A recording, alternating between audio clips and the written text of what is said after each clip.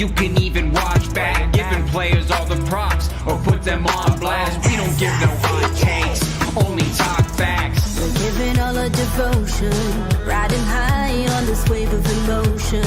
Going all out, yeah, cause this is our time. No, ain't no stopping us till we reach the finish line. All in, we came here to win. We're gonna give everything. S-I-C-K on the run. S-I-C-K, sick, sick. On fire, we're ready to fight. We'll bring the house down tonight. S-I-C-K on the run. S-I-C-K, sick, sick. Playing on the car ride, play it when you lounge. X and O, you know that we can hold it down. Shout out to my man Sammy, got it off the ground. And to all the listeners tuned in right now, got debates, analysis, and speculation. This is sports talk for the new generation. You know where to find us, got a reputation. Sick podcast, your #1 sports destination. We're giving all our devotion, riding high on this wave of emotion. Going all out, yeah, cause this is our time. No, ain't no stopping us till we reach the finish line. All in, we came here to win. We're gonna give everything. S-I-C-K on the run. S-I-C-K, sick, sick. On fire, we're ready to fight. We'll bring the house down tonight. S-I-C-K on the run. S-I-C-K, sick, sick. S-I-C-K is the sickest podcast. Tune in for the audio, or you can even watch back. Giving players all the props or put them on blast. We don't give no hot takes, only talk back. S-I-C-K, S-I-C-K, S-I-C-K, S-I-C-K, S-I-C-K, S-I-C-K, S-I-C-K. All in, we came here to win. We're gonna give everything. S-I-C-K on the run. S-I-C-K, sick, sick. S-I-C-K is the sickest podcast. Tune in for the audio, or you can even watch back. Giving players all the props or put them on blast. We don't give no hot takes, only talk facts. We're giving all our devotion, riding high on this wave of emotion. Going all out, yeah, cause this is our time. No, ain't no stopping us till we reach the finish line. All in, we came here to win. We're gonna give everything. S-I-C-K on the run. S-I-C-K, sick, sick. On fire, we're ready to fight. We'll bring the house down tonight.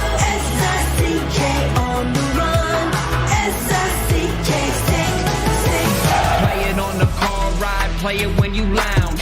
X and O, you know that we can hold it down. Shout out to my man Sammy, got it off the ground. And to all the listeners tuned in right now, got debates, analysis, and speculation. This is sports talk for the new generation. You know where to find us, got a reputation. Sick podcast, your #1 sports destination. Giving all our devotion, riding high on this wave of emotion. Going all out, yeah, cause this is our time. No, ain't no stopping us till we reach the finish line. All in, we came here to win. We're gonna give everything. S-I-C-K on the run. S-I-C-K, sick, sick. On fire, we're ready to fight. We'll bring the house down tonight. S-I-C-K on the run. S-I-C-K, sick, sick. S-I-C-K is the sickest podcast. Tune in for the audio, or you can even watch back. Giving players all the props or put them on blast. We don't give no hot takes, only talk back. S-I-C-K, S-I-C-K, S-I-C-K, S-I-C-K, S-I-C-K. S-I-C-K. Turn up your volume. Because you're about to listen to The Sick Podcast. With Tony Marinaro. 55 seconds left in the penalty, a minute and 27 seconds left in regulation time. Boston 4, Montreal 3. Lafleur coming out rather gingerly on the right side. He gives it into Lapierre, back to LaFleur. The sickest Montreal Canadiens podcast. You're in the ball! Sports entertainment like no other. Rejoint, on lui fait perdre la rondelle, une passe devant. Et c'est le dégagement et ce sera la victoire des Canadiens. Stanley pour les Canadiens, leur 23e de l'histoire. You found the dogs! John, you found the dogs! He found the dogs! And all together, they worked a young team to the top. And now, a 24th Stanley Cup banner will hang from the rafters of the famous Forum in Montreal. The Canadiens win the Stanley Cup. Brought to you by Energy Transportation Group. Driven to be different. La Vida Tibi. Embrace your true nature. And Playground, your premier gaming destination. It's gonna be sick. Marinaro, the Sick Podcast on this Tuesday, November 26th. The Montreal Canadiens hosted Utah Hockey Club, and they lost in overtime by a score of 3-2.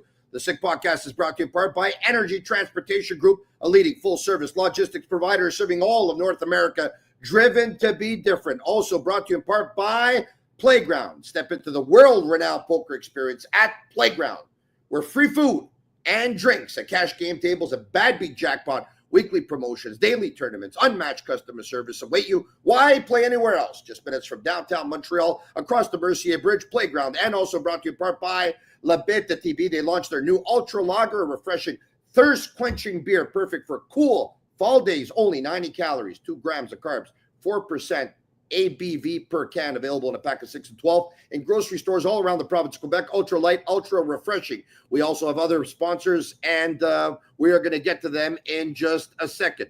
But before we do, I want to bring in from La Poche Bleue, Maxim Lapierre. How are you, buddy? Salut, Tony. How are you, my friend? I am doing extremely well. Thank you very much. Listen, tonight I'm upset. Tonight I've had enough. It's enough. It's enough. It's enough. Sometimes I say it's enough. Tonight it's enough. Can you every Tuesday? Can you explain to me? Please explain to me what kind of message you are sending to your players, to your team, to your fans, to your city when you have the most underachieving player on your team that finally, after 20 games, you've decided, I'm going to let everyone know that I'm going to put him on the fourth line. They let everyone know today. They let everyone know yesterday. And then that player ends up playing a lot more than half of the other forwards. And that player ends up on the first wave of the power play the entire game, including 43 seconds into the game. Can you explain? Is this a joke or what? No, but is this a joke or what? I don't know. I don't know what to say anymore, Tony. I don't know what to say. I know what to say. I'm questioning my hockey skill now, because the way I analyze the game and what's going on, it's totally different. And I feel like there's about 5 million people that are thinking the same thing we're thinking. But let's start with subject number one, because it's fresh in our memory. We just seen the goal in overtime.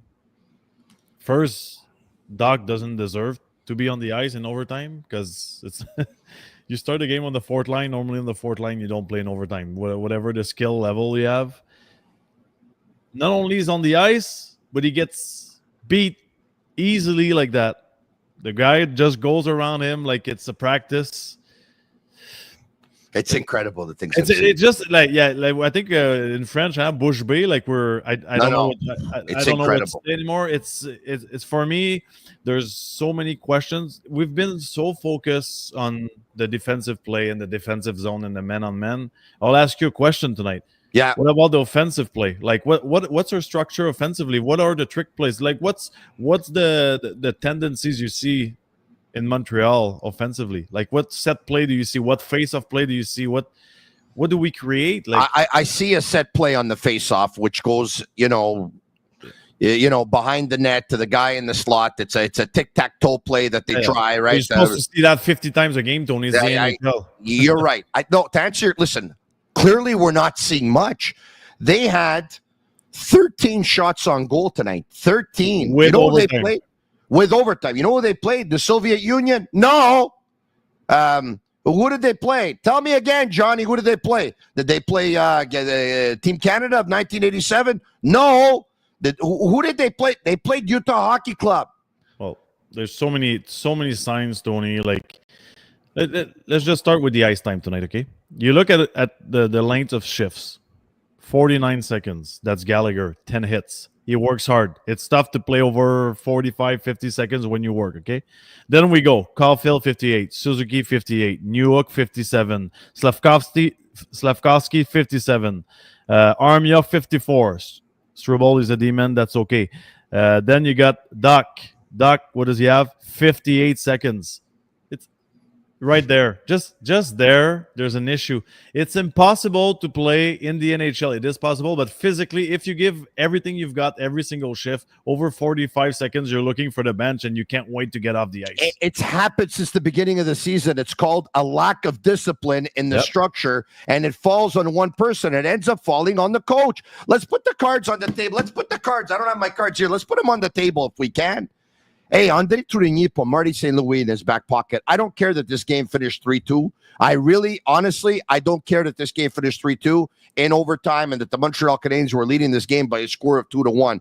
This game could have been a heck of a lot worse had it not been for Samuel Montembeault. The Canadiens were never dangerous. You talked about Gallagher, okay? Yep. What message are you sending to your team? I'm sorry, Marty, I'm sorry, but tonight it's enough now. Listen, what are we doing here? We're learning on the job or what? Is this a joke or what? What message are you sending to your team when Brendan Gallagher has busted his ass the entire season? He's the hardest working player on your team. He's got 10 hits in tonight's hockey game, and he's got less ice time than Kirby Dach. But going into the game, we were told that Gallagher was going to be on the second line and Dach was going to be on the fourth. And Dach finished -2. It was his wide shot, by the way, that led to a counterattack going the other way. That Logan Cooley passes the pucks and Utah scores their second goal to tie it up. And it's just, by the way, I think he had 2 shifts in overtime. Either that or it was the longest shift ever. I don't understand the things I'm seeing this year. I really don't. Like, it's okay to lose, but this is a joke. And by the way, if you're wondering if anyone asked him at the end of the game, why Kirby Dach, who was going into the game on the fourth line, got all the power play action, starting with the 143 seconds into the game and ending with being on the ice in overtime. If you're wondering, nobody asked him, Nobody. Because we're talking about the nice touches.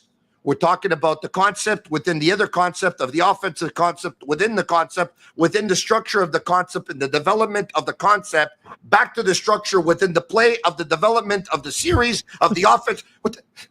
You know what I compare the situation with Dach to, Tony? Yeah. Tony, okay? This is basically like if one of my kids does something really, really wrong, and I'm saying, you're gonna spend the full day in your bedroom, but I bring chocolate, ice cream, a filet mignon, 2 iPads, a Nintendo, a mascot, whatever toys they want. Like, this is exactly what happened tonight. You're on a timeout, but you will get everything you want that is fun, right? You're on the fourth line, but you'll play on the power play and you'll play in overtime. That's basically what happened. So what's the message?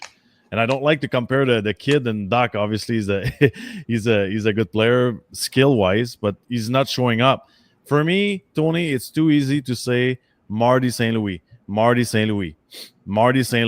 Dach players. My question is it time maybe to ask question about what the management is doing? Okay, but it's too easy to also ask questions about, the players' heart, because I'm getting comments right now on YouTube. The players don't have heart. The players make too much money. I'm sorry. Players make money on every team. And by the way, they have a different heart than other players. I don't believe in all that. I'm sorry, man. I'm sorry. Yeah, you could tell me they're not playing with heart, but ultimately, You talked about the extended shifts. There's a lack of discipline in the way they play. Take a look at the penalties tonight. Yeah, we could talk about the management team. We can, okay? We can. Because the management team, if they really want to be in the mix, they need to go out and get a second-line centerman right away, pronto, ASAP. If they want to be in the mix. If they're not going to go out and get one, it's either because they're being too overly patient with Kirby Dach, or it's because, you know what, if they tank and they finish in the bottom 5, maybe it's all good anyway. Yeah, but Tony, like, okay, there's so many subjects tonight. Like what you're saying about the money and the hard working. The guys are not working. Like we need to stop like giving every single excuses. Like the guys are not all of them, but the guys that we're saying are not working, they're not working. Like we need to stop like sugarcoating everything. They're not working. Like it's simple. The way I analyze a game when I watch a game, I don't care about the stats. Like it's easy tonight to say, okay, I'll give you an example. Okay, tonight this is how I watch a game. I'm going number 17, Josh Anderson, 3 hits. Okay, most of the people they are gonna say, wow, he had 3 hits tonight. He had 3 hits out of 18 chances to hit a guy. That's I understand, of course. You know what I mean? That's hard work. And then you go look at a guy. Oh wow, he's got 2 blocked shots. He blocked 2 shots, but he could have blocked 15. You know, like, you cannot just look at stats and say, oh, he played well tonight. It doesn't work like that. Well, yeah, because actually some guys are probably going out and they're making a hit just so they can pad their stats a little bit. There's something in the NHL, okay? There's guys, we always talk about speed, skills, hockey IQ, okay? There's one thing we always forget to mention. It's called simple skills, okay? Okay. Simple skills, which mean catching a pass with your skate, lifting the stick in a one-on-one battle, tracking back with the stick, cutting the middle lane, stopping in the slot when you come back, going to the net, hitting the brakes in front of the net, being responsible when you have the puck, that if you shoot it wide, you become automatically the turn man to cover for whoever is driving the net. All those simple skills. I don't see this in our team. And that's something that's so important when you meet with a scout before you get drafted in the NHL. They talk about simple skills. Simple skills are what you do during 60 minutes. Super skills, which is speed, good hands, good shot, you see it maybe once, twice in a game. You know what I mean? It's just one thing that happens once in a while. Simple skills. And I'm looking at those little things for the Habs, and I'm a little concerned for the future. Okay, so why don't we talk about development? Because in the last year, what we've been saying is development. That's what they've been preaching, right? Development, progression, this, that, all that stuff. The development team, the development coach, the development within the practices, the development within the concepts, the development even within the games, the development even at the National Hockey League level. Tonight, we had 2 players that were playing in this game that were the first pick overall and the 3rd pick overall of the 2022 draft. The 3rd pick overall played 23 minutes and 13 seconds. He had an assist. He had +2.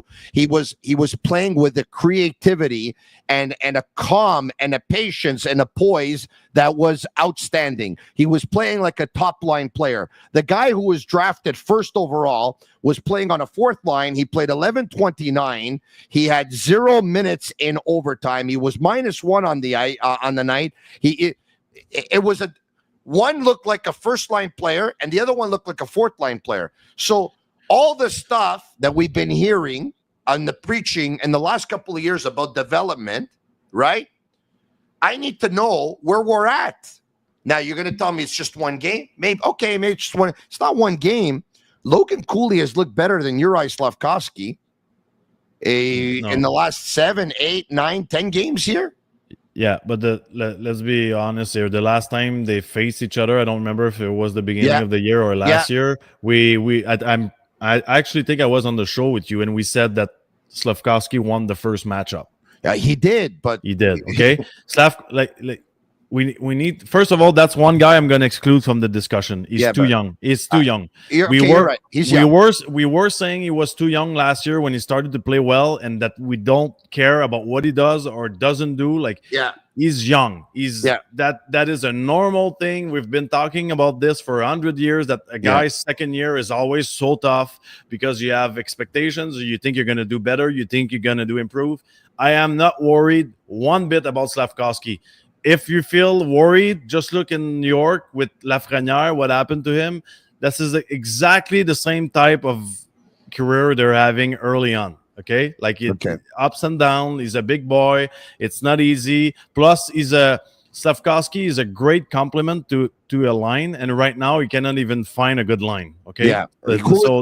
Cooley's the same age, though. By the way, just so you know. No, I know he's the Yeah, same and I'm age, just Tony, saying. but I know you said he's young, but the other guy's young too. As a matter of fact, he's a month and a half younger. And we need to stop saying that we got the best player. What about they're both good? Like it's always like this in Montreal. We could have. Like, who cares? We got a good player. He's a big boy. He was good last year. He's having a tough time. We played 20 games. He's gonna find his way. Max, by no means am I saying that he's not going to find his way, and then that, no, I know that. You understand what I'm trying to say? I'm trying to say that what they've said now for the last couple of years is that the losses, albeit okay, but they're not the end of the world because development is being done. How much of that development is being done? Like, who's getting better? Who's getting better now? I think Caulfield is getting really perfect. Good. I agree with you. Okay. Right. We need to be honest with, like, I think Strobel is getting better. Like, the last 2 games, I think he's better. Like, he was supposed to be a healthy scratch, both of them. But I hear you. I think Jacky is finally finding back his swagger a little bit more. Right? No? A little bit. Big hit tonight. Got a few fights. Like, give him time. Like, yeah. Then if Evans got way better, right? Like, you're gonna tell me Jake Evans didn't improve? Yeah, Jake Evans improved. Yeah, Gallagher looks better.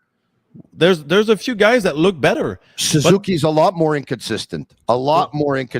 Doc looks awful. Tony. Slavkovsky doesn't look as good. Tony.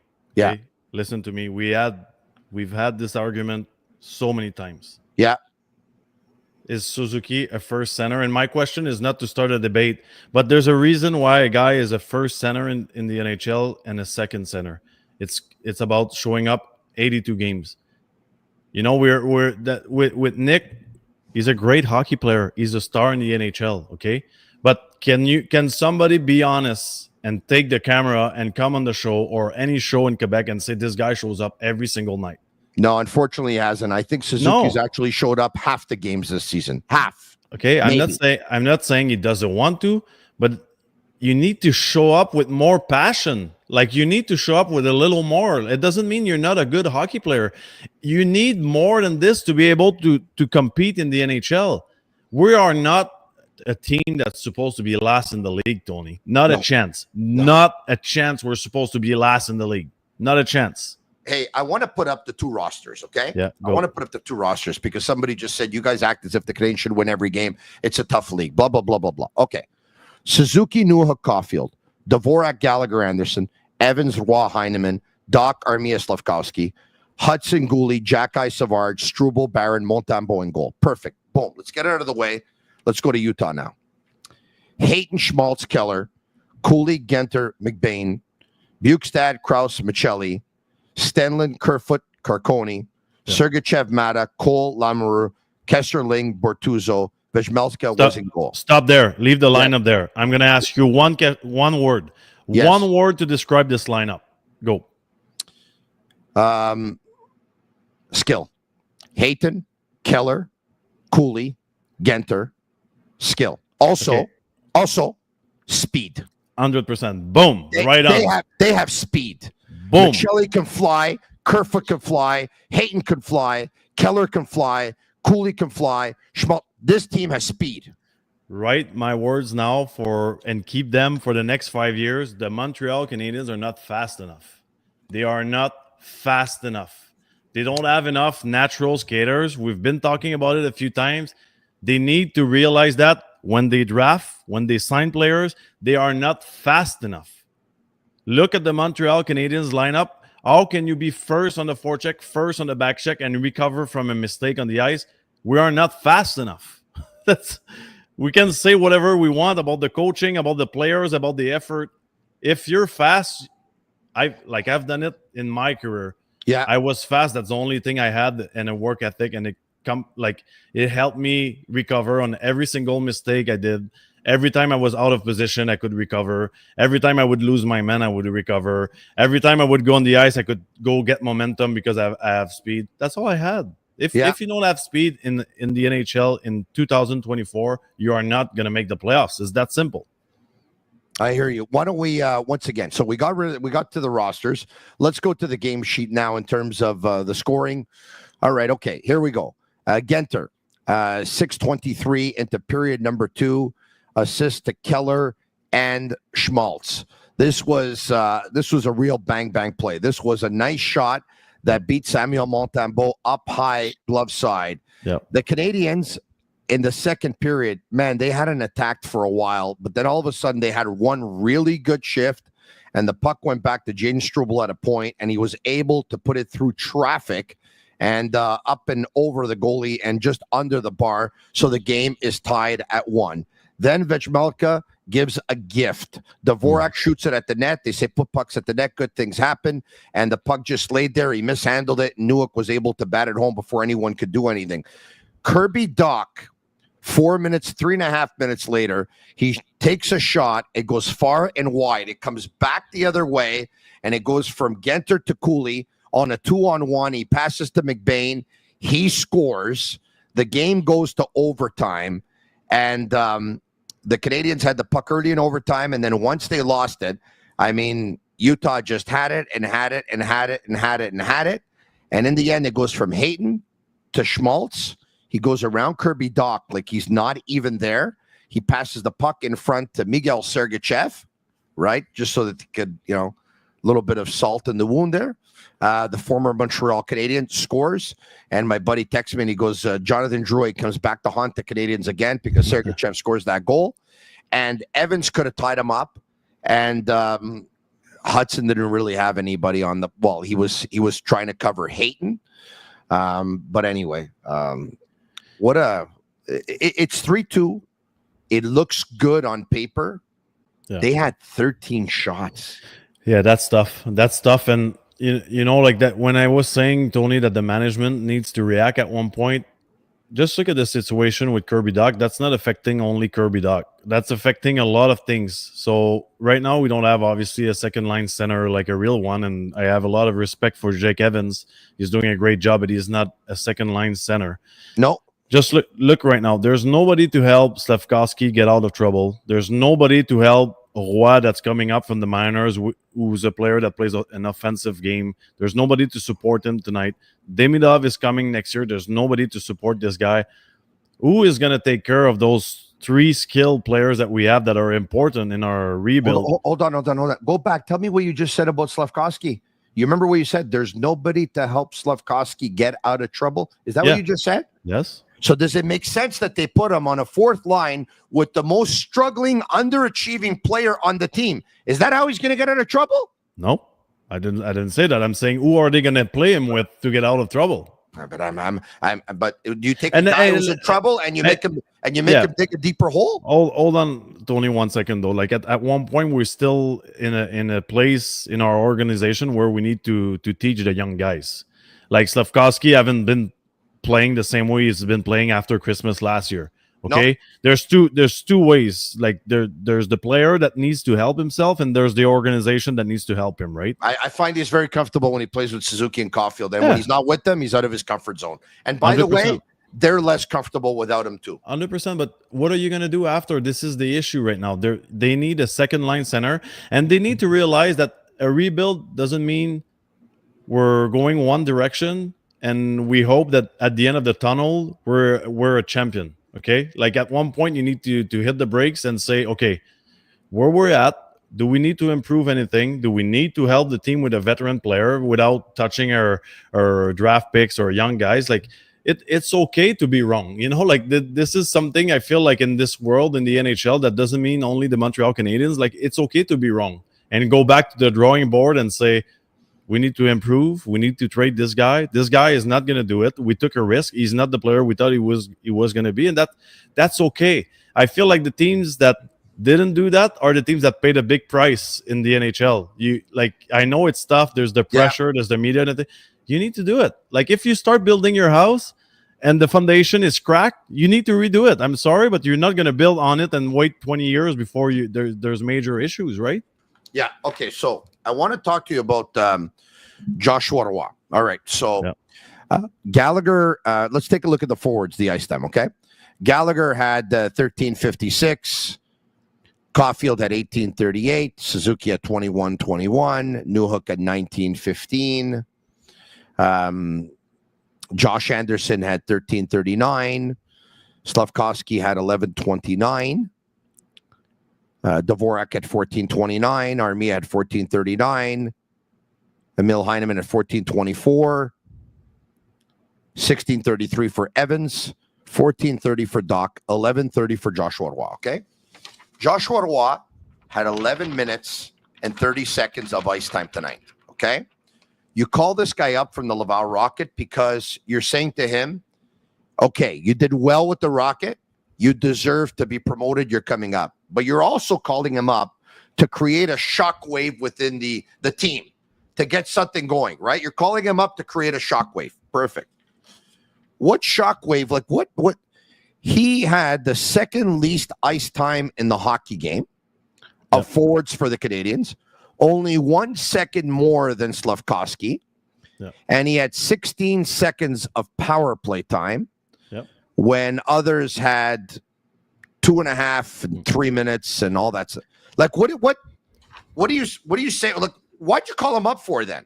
To make him the least used forward on the team or the second least used by 1 second and not to give him any power play time? Why'd you call him up for? Well, like I'm it's always easy to compare to a situation you've lived, and obviously with Guillaume that we've been together all the time in Montreal, it's kind of the same thing. Like, why was Hendrik Kostitsyn, like why was Sergei, why were all those players getting a chance on the first line and Guillaume never had like a real full chance, like why do we target? Because they believed in the other guy's skill more than him. Yeah, but that's my point. Why would Doc get a chance on the first line? Why would Slavkovsky, like, what? It's not why, but he got a first line chance. Newhook got a real first line chance. Why are we not trying this with the skill level that Roy has? Maybe it doesn't fit there, but why don't we try it in that role? Because that's the role. I'm going to tell you why. I'm going to tell you why. Because there's such a thing in a locker room called a hierarchy. You would know better than anybody else because you played.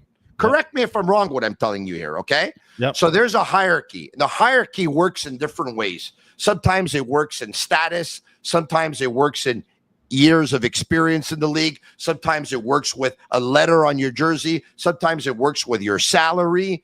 And he's going based on hierarchy right now. He's making the easy moves. Jack-Eye, weren't drafted 6th, 7th defenseman out of the lineup. Struble, you were drafted, but 5, 6 defensemen every now out of the lineup. Barron, okay, you know what? You were drafted, but you know what? 5, 6 defensemen out of the lineup. Those guys are young. They're young. You're young. You're 22. Boom, boom, boom, boom, boom. Easy. That's easy stuff. Slavkovsky, 20 years old. Yeah, you know what? You're going to sit on the bench a little bit. 20-year-old player. You're going to go on the fourth line a little bit. 20-year-old player.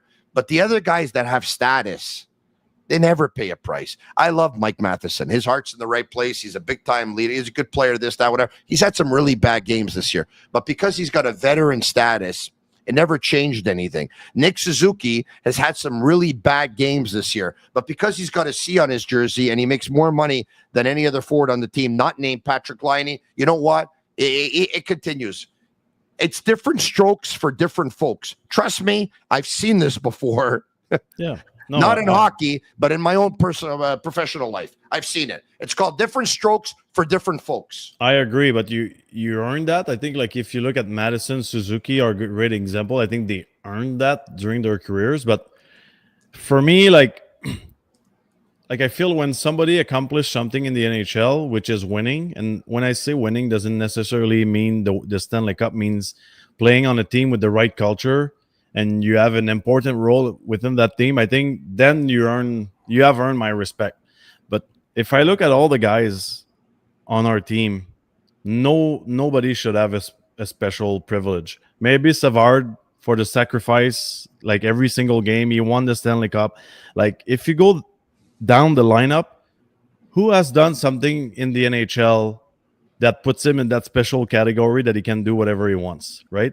Maybe Suzuki is a captain, went to All-Star game. Caulfield is a goal scorer. But after that, who in this dressing room can get up and say something without having anything in his mind saying, what are they going to say back about my game? There's nobody that can get up in this dressing room. Savard can. Yeah, that's what I just said. Right? Like, he's the only one. There's the only one. I've played on teams, Tony, that you always had that veteran or that quiet guy in the corner. I'll give you an example, okay? Barrett Jackman in St. Louis. You remember him? Yes, of course I remember him. I actually think, before you just finished with Barrett Jackman, I actually think Savard wanted to start a fight tonight, or he wanted to get something going. Yeah. Because he's pissed off. Yeah. You could tell he's pissed. Hey, he's not stupid, the guy. He's been around the block. He won a cup with the Tampa Bay Lightning.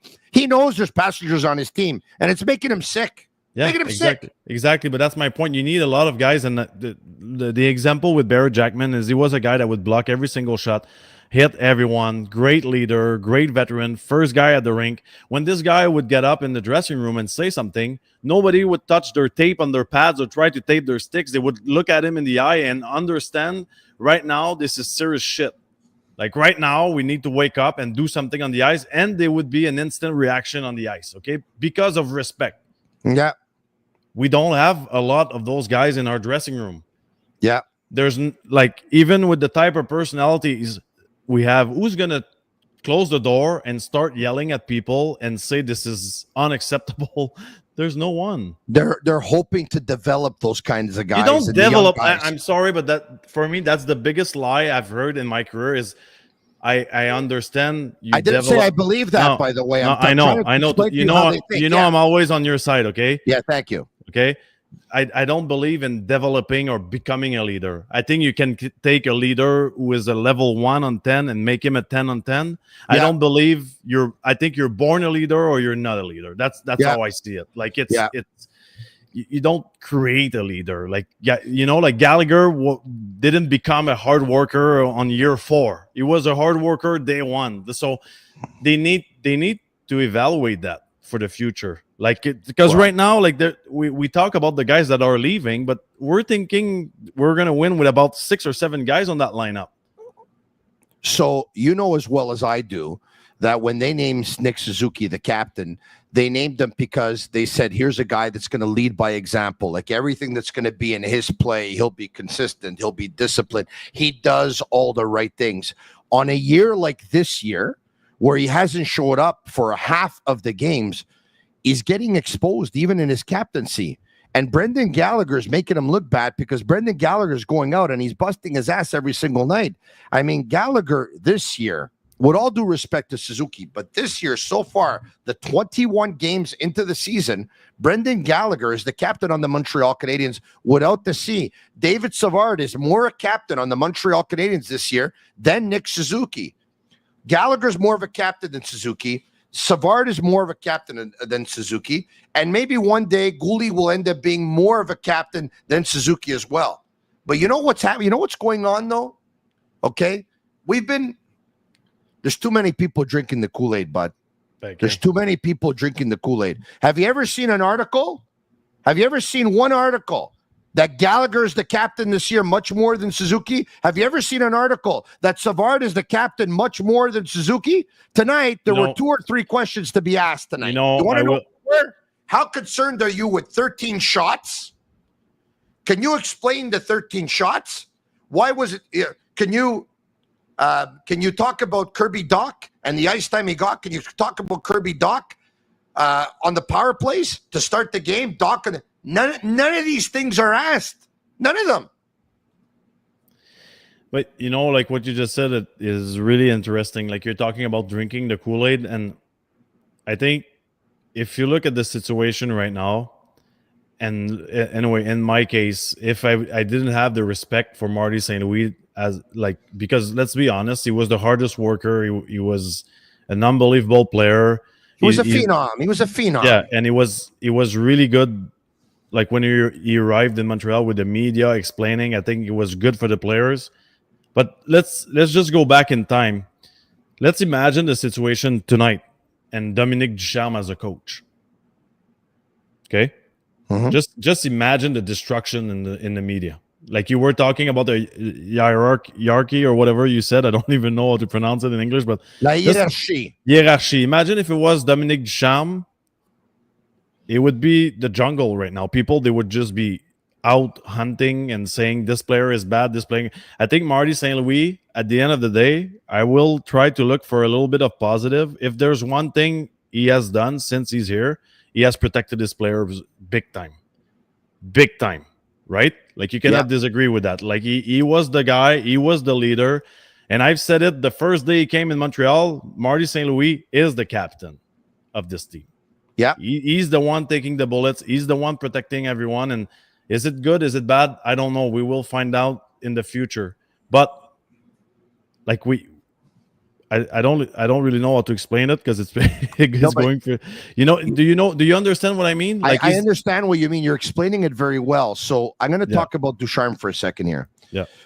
Dominic Ducharme didn't have Marty St. Louis' track record. Exactly. He wasn't an Art Ross Trophy winner. He wasn't a Stanley Cup champion player. He wasn't a Hall of Famer. And he didn't have the communication skills of Marty St. Louis. Exactly. Marty St. Louis talks hockey. He captivates a room. Dominic Ducharme, unfortunately, when he was the coach of the Canadiens, was a very, very poor communicator. One of the poorest communicators they've had. With all due respect to Dominic, like his talking skills weren't great, mind you. I made a career out of it, and some people say the same thing about me. So I get, you're right. Everything you said, you're right. If Dominic Ducharme was the coach of the Canadiens right now, he wouldn't be getting a pass. He wouldn't be. But here's the deal, though. But my point, Tony, and just to finish on that, is he's protecting the players. So I feel like the criticism and everything coming with it is not honest with our judgment towards the player. Okay, I feel like we're shy to say that Suzuki doesn't show up every night. I feel that we're shy to say Doc should not play next game. I feel that, like, because of the respect we have for Marty St. Louis. Okay, like we need to stop in Montreal saying it's a rebuild. Suzuki shows up. Normally, he's slow at the beginning of the year, but he'll be fine after Christmas. Doc's body language, he's that type of player. Like, we need to stop with that. The other teams, they don't say that. Do you think they would say that in Boston? Yeah. They had the coach with the best record in the last 2 years. They say, bye-bye. We're not winning beginning of the year, 20 games. Bye, Jim. Like, we don't care if you're Jim Montgomery and you got a job in 5 seconds after. We're not winning. You're out. Like, they don't care. They do not care. Like, in Chicago, it's a rebuild. Perfect. Nick Foligno last year dropped his glove in practice. He's the captain this year. You need leadership. Yeah. The Bruins lost by a score 2-0, by the way, to Vancouver tonight. You should fire the coach again. Why do you get me mad all the time on your show? I'm not coming back on Tuesdays. No, come back. One of our partners is Betway, by the way. Go all the way with Betway and get a free bet up to $200 if your first bet loses. Scan the QR code on the screen and click on the link in the details section to create an account. Redeem your welcome offer. Offer is only available for new customers only. Terms and conditions apply. Offer not available in Ontario. Must be 18 years old and over. Please play responsibly. And Accident Insurance Solutions. You know, all insurance isn't created equal. You know where to find the right solution for you. Accident Insurance. Accident doesn't sell insurance. They shop insurance for you. To find the right product, right on the money, whatever your insurance needs, home, automobile, or business, visit their website, accentassurance.com, or call 363-3636. You said Marty St. Louis is the leader of the team. I agree with you 1,000%. You said Marty St. Louis is protecting some of his players. I agree with you 1,000%. And I say this, a lot of members of the media are also protecting Marty St. Louis. They're also protecting Marty. You just said it without saying it. If this was Dominic Ducharme, he would be getting crucified. If this was Randy Cunnyworth, he would be getting crucified and obliterated and crucified again. Marty St. Louis. And every now and then I open my mouth and then I pass as the negative guy. And, who do you think you are, questioning a guy who was a Hall of Famer? You never played. Yeah, I never played. I know. Neither did Bob McKenzie. He was pretty good at what he did too. And so many others didn't play either. And the best player who ever played the game ended up being one of the worst coaches to ever coach the game. So that's also true. You know, like let's put things in perspective here, right? I never played and I never coached, but I know the Canadiens give up a lot of goals quickly. In a short span, more so than any other team in the league. And I was told when I started watching this game that to kill momentum, one of the things you can do, one of the tools at your disposition, one of the tools in your toolbox is calling a timeout, and they don't do that either. So when they don't do that, is he right or am I right? But okay, he's the coach. I get it. I'm not qualified to be a coach, but it doesn't mean that the coach doesn't make mistakes. Andre Tourigny put Marty St. Louis in his back pocket tonight. You know that, eh? I don't like saying that because okay. Do you consider? Obviously, Andre was my coach in Midget AAA for 2 years, so I know him. He's a great coach. I talk to him all the time. He's unreal structure and all that. But like, my point is, it's been so many years that it's always the coach's fault. I feel as a player, I wish I was judged that it's my fault when it's my fault. You know what I mean? Yeah. When I watch a game, obviously there's structure issues and all that, but when I watch the game, I see a lack of effort. I see a lack of hockey IQ, and I see a lack of speed. Like, can we give somebody a fighting chance here? And let's forget about the coach. Let's forget about winning. Can we get the young guys that we're supposed to win the Stanley Cup with one day, help to develop and take them by the hand and take them in the right direction? Like, you know, it's funny. We've been talking about Brendan Gallagher, who had 10 hits tonight and is basically crawling to the ring, but he's got 10 hits tonight. Where was he living when you arrived in Montreal? With Josh Georges. Josh Georges. What was Josh Georges' role in the Canadian? He was a mentor. He was a mentor, leader, blocking shot with his face, doing everything possible. The Leading guy by that example. respect the Montreal Canadiens to another level. Boom. One guy, right culture, live with him, perfect, solve.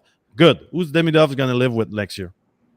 That's a very good question. You know, the Detroit Red Wings used to have this kind of philosophy within their organization when Ken Holland was there, and you know, everyone would have a player. Datsyuk was mentoring. I'm going to repeat the question. I'm going to repeat the question. Who has the same type of qualities that Josh Georges had to get a player to live with him and teach him the right things? Savard, but I don't think he'll be here next year. Okay, name me another one. I think Matheson. Okay, another one. Matheson, David Savard. I don't, obviously Brendan Gallagher. What's the biggest mistake in our conversation right now, or what's worrying me, is there's no one from the core that is supposed to be there when we're going to win the cup that you have mentioned. I understand. There's nobody that came in mind that is supposed to be your top superstars on the team in the next few years. Nobody crossed your mind there. No. Problematic. No. It's pretty tough. I'm not so sure Suzuki could do it. I'm not so sure that Caulfield could do it. Obviously, who else are we going to talk? I'm not so sure that Kirby Dach could do it. Dach's going to be very hard to take care of someone else. I mean, he's got to get himself going.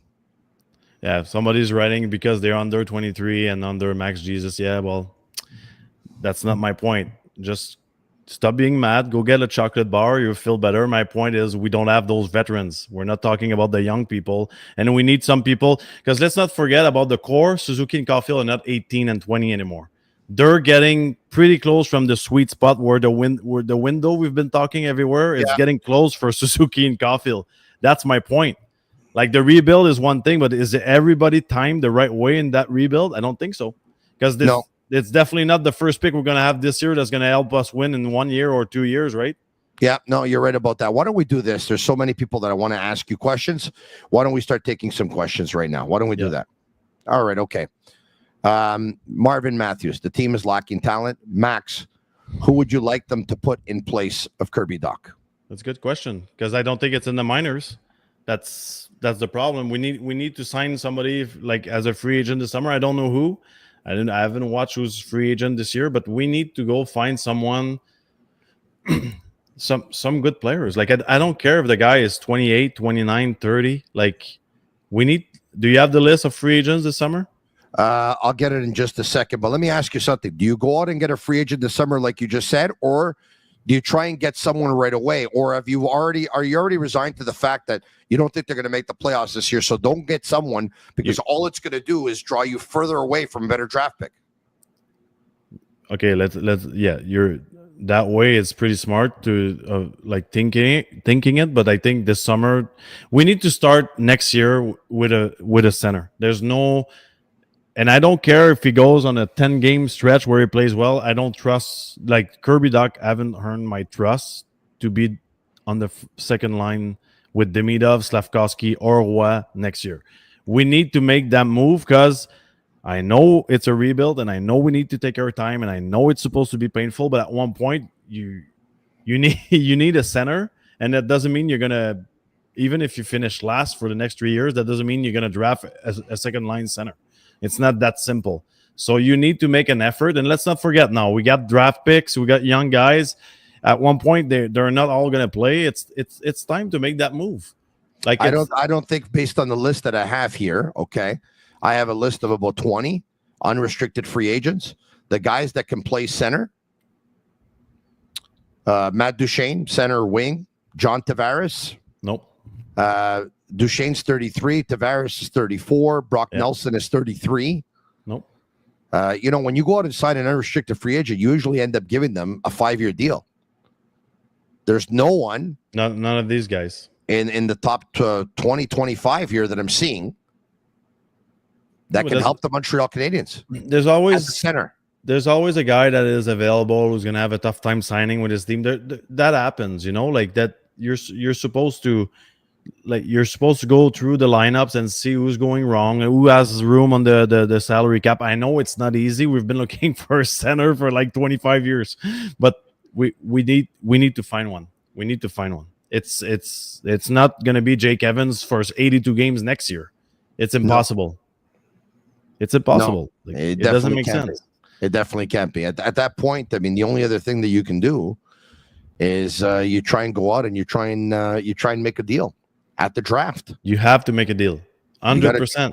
Right now, if you don't get a second line center, you're basically putting your rebuild on pause. That's what you're doing. And I know you're not supposed to. You're not going to destroy your team, but you need to be creative because you stop. Can we stop with all they should have kept Monahan messages, okay? Because if they would have kept Monahan, they would have finished better in the standings, number one. They would have not got Demidov, and they would not have been able to get that draft pick to end up making the trade for Michael H. So please do me a favor, folks. Let's stop talking stupidities here, okay? Let's stop talking stupidities, okay? So let's put things in perspective here, okay? Let's put things in perspective here. So I'm trying to think now. You got to go out. Okay, who can you get that other teams probably would be willing to part with, make a deal? We talked about it earlier tonight on La Poche Bleue on the pregame show. You're probably going to have to go out and make a kind of deal a la Dallas Stars, Calgary Flames. When Dallas traded a young Jarome Iginla for Joe Nieuwendyk, and Nieuwendyk helped them win the Stanley Cup at one point. Jarome Iginla went to have scored 600 goals and then 600 plus goals in the National Hockey League with the Calgary Flames. They're probably going to have to be at that point where they're going to have to trade one or two really good prospects and or draft picks if they want to get a player who could be their second or first line centerman next year. 100%. That's it. 100%. Because then it looks pretty good. Just like in the future, I mean, like Suzuki, Caulfield, Slavkovsky, Demidov, the center we're gonna get. Like it's starting to look a little bit like a top six. Like we'll be fine. Like it depends who is gonna help these guys. But then you got Hudson on D. We just need that piece right now, and it's not about rushing anything, but they need to realize that they're slowing down the progress of at least two wingers. Let's ask more questions as I go through every team's roster here, trying to find the centerman for I've seen a good comment, like offer sheet, 100%. I do not understand why people don't offer sheet more. It's part of the rules. It's a business. It's a lot of money. Offer sheet. Like what's why do teams just do it once in a while? They're worried it's going to be done to them. Take a look. The Canadiens tried to do it to the Carolina Hurricanes, and then Carolina did it to them. And the Canadiens, but nobody's going to steal our players, Tony. We can't even win a game. Nobody's going to steal our players. And Mose too now. One more questions for Max Lapierre. Danny says, do you think this team is performing differently if Gallagher has a C on his jersey? It's a hypothetical. We'll never know, but Max, you tackle it. No, because in a hockey team, you look at your teammates, you don't see the letter on the jersey. That's, for me, like, so many teams have a guy with a C on the jersey, but look around in the dressing room, there's so many leaders. Like, you just look at their work ethic and the way they behave on the ice and in the gym and off the ice. Like that, no, it doesn't change anything to me. Like it's the best example I always use is when Chara was the captain. Do you think guys were respecting Patrice Bergeron less? Like, no, they were saying we have two captains. Yeah, you're probably right about that. Next, Sean says, Max, what would you do on your ice line to help him get or stay out of trouble? I was thinking, I've seen this question earlier on the chat. It would be simple for me. Like I during my career, I got lucky. I met Bob Gainey when he was in Montreal, and I had one meeting before my last call up. The last time I got called up in the NHL, and then I stayed for the rest of my career. He gave me a paper. He said, "This is the 3 things you're gonna do, and don't focus on anything else, and you'll see you'll be fine." I think this is what Slafkovsky needs right now. He needs to just focus on a few things, and I feel like he's always in between three decisions right now. He's confused, and it's slowing him down. Like, for him, go to the net, protect your puck, right, and compete. That's it. You don't need to be spectacular. You don't need to score goals.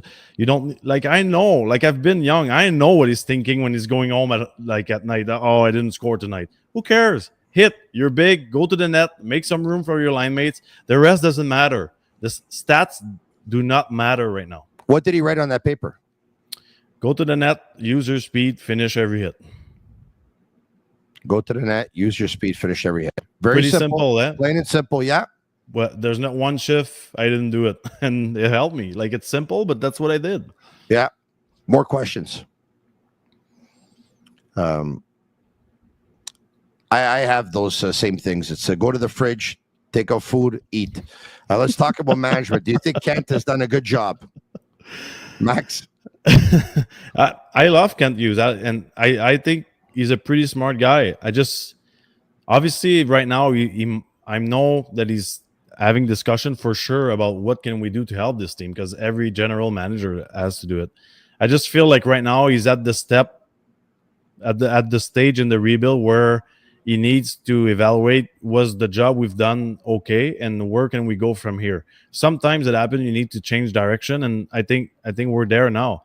I think you cannot say this team is going to have a certain identity in a few years, and they need to start drafting, signing, going to get players that are going to build that famous culture we've been talking about, or identity. I don't know who the Canadiens are right now. I just know players and what they would, or they're supposed to become one day in the NHL. I don't know what type of, we're not building a tough team, that's for sure. We're not building a fast team, that's for sure. And we're not building a team who's playing phenomenal defensively, and it's tough to come in Montreal and play a game and score a goal.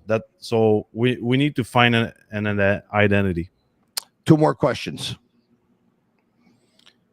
Can you and Max talk about the possibility of Crosby? You think Sidney Crosby is going to finish his career with Pittsburgh or be moved? By the way, that's a beautiful portrait you have behind you, eh? The one of the Rocket? Maurice Richard. That's unbelievable. I think I saw it on your social media that you were like one. Like, there's so many things like representing Montreal Expos, bagels, smoked meat. You got the ghosts on the jersey. You got Molson. You got Cirque du Soleil. You got the Metro line here. You got the 514. You got the Farina Royale. You got the bridges. Like, it's just unreal. Wow. Soccer team, Alouettes. That's what 1 of 9. I think 1 of 9. Yeah. Yeah. How much did that go for? Don't worry about it. No, but you know why I have this, Tony? Why? Because it represents, for me, this represents the Montreal Canadiens. Passion, fire in the eyes, everything that represent Montreal and the culture of Montreal. Like, not everything, but most of it. Like, we back then we knew who we are, right? Like, yes. Like, you know what I mean? Like, it's like I don't want to go too deep into this, but I feel it's an identity. It's an identity is what it is. Yeah, exactly. And I feel like even now we're even losing it off the ice in society. Like, you know what I mean? Like, I feel like what we see on the ice, we see it off the ice. You know, I took part in your pregame show earlier tonight at around 6:45. And you guys had a pregame show. I think it started at 6 o'clock. And Max Van Hoot was on it, and I was on it, and Jean Perron was on it, and just to name a few. you were hosting the show with Steve Bégin. Yep. And I know the Montreal Canadiens need a lot of things. They probably need a number one goalie, or they probably need a number two goalie, or they probably need a first line centerman or a second line centerman, or both. They need a lot of things. They don't have a Max Lapierre and a Steve Bégin. How crazy is that? And I'm not saying that because you're here. They don't have guys from here that basically would go through a wall every night for the team, for the jersey, and for the city. Yeah. Well, they don't have that. How hard can that be to find? Yeah, and that's the thing that worries me the most. Like, I feel like we cannot lose what was built for 100 years plus. It's a big part of our culture. Like, I don't think the Yankees, the Red Sox, the Lakers, all these great teams, they would allow that to happen. And it's okay to have a fresh start, which is called a rebuild, but a rebuild needs to be done with the right attitude. And right now, that's my biggest concern, is the attitude, not the skill, not the age, not the wins. It's about the culture. It's, Tony, like, when I was playing, I was so mad about people that would complain about a guy's salary. But at the end of the day, they were right. Like, some people, they're single moms or families, they work 12 hours a day. They don't, they both of them, they have a tough time feeding the kids. You have guys showing up with nice suits, nice car, making about 400. Some guys, they make 400 grand every 2 weeks because you got 13 paychecks during the year, and you're paid in US. Bottom line is, you're working 20 minutes. You're working 20 minutes when you show up at the Bell Center. Can you fucking skate and hit? I don't give a fuck how you're feeling on the ice. If you're tired, young, can you fucking work? That's it. Like, that's it. It's a privilege in life to go to bed at night and not worry about your finance and about your health and about. They're just young guys making millions of dollars. Shut up and fucking skate. Is that clear enough? Okay, so what do they do since they don't have that philosophy right now? Change them. That's it. Change them. What's the big deal? Change them. You're not good. You don't work. Get out. Bye. Get out. I don't care. Bring, if he's, I don't know if he's heard, bring the guys that are working, Condotta, Tuck, all the guys that are working in the minors, get out. Get out of my dressing room. If you're not happy, if you don't work, if you don't care, get out. Get out. I don't care. Stay home. Be paid and stay home. It's a pretty strong message. I don't think we could actually end the show on a better and stronger note than that. You're supposed to go out on a high, so I'm going out like that. Max, I'm not going to sleep tonight. Thanks so much. You Thanks, neither. guys. Me neither. Well, you want to meet somewhere or what? We'll go meet in a park. We'll take a walk and I'm gonna go get some fresh air. Gainey and Kovalev took a walk in the old port. You want to go, me and you? We'll go take a walk in the old port or what? I'm sweating now. I gotta go. I gotta go sleep. Max Lapierre of La Poche Bleue. You'll be on tomorrow on La Poche Bleue? Following the hockey game? Thursday. Sorry. Oh, really? Yeah. Wow. I can't do this 2 nights in a row. I can't. Damn, it's too bad because I was going to ask you to come on tomorrow. Okay. Max Lapierre, thank you so much, my man. Thanks, I appreciate guys. it. All right, there you have it. Max Lapierre. Listen, you can't end better than that. Marinaro for Pole Montreal, PEAU Montreal.com. Check them out. Follow them at Pole Montreal on Instagram as well. Dr. Manish Khanna has got a game changer in hair loss. It's called TED, an ultrasound technology to boost blood flow to your scalp, getting those hair follicles back in action. All natural, no needles, no pain. 98% success rate for ideal candidates. 2 locations, downtown Montreal and the West Island. For a free consult, you call 514-989-7328. Sammy's Gala, which there's been about, 15, 20 of them over the years. Save the date, Saturday, April 5th for Sammy's Gala. So you're going to find it on social media. You're going to be able to check it out. Sammy will be there. The entire Cavallaro family will be there. A lot of us from the Sick Podcast will be there. I will definitely be there, and I hope to see you there. And I hope to see you again tomorrow night, same time, same place. The Canadiens are traveling out to Columbus. Tomorrow night, they visit the Blue Jackets. It was about 10 days ago the Canadiens smacked the Blue Jackets here in Montreal. 10 days later in Columbus, what's going to happen? Canadiens better do better than 13 shots on goal, because if not, they're in trouble. As a matter of fact, it looks like they're in pretty big trouble. Thanks for watching. The Sick Podcast will be back tomorrow night. Same time, same place. Ciao for now. And that's a wrap. Hope you don't miss us too much until next time. Follow the Sick Podcast with Tony Marinaro on YouTube, Instagram, Facebook, Google Play, and Apple Podcasts. The Sick Podcast is brought to you by Energy Transportation Group, driven to be different. Bittt, embrace your true nature. And Playground, your premier gaming destination.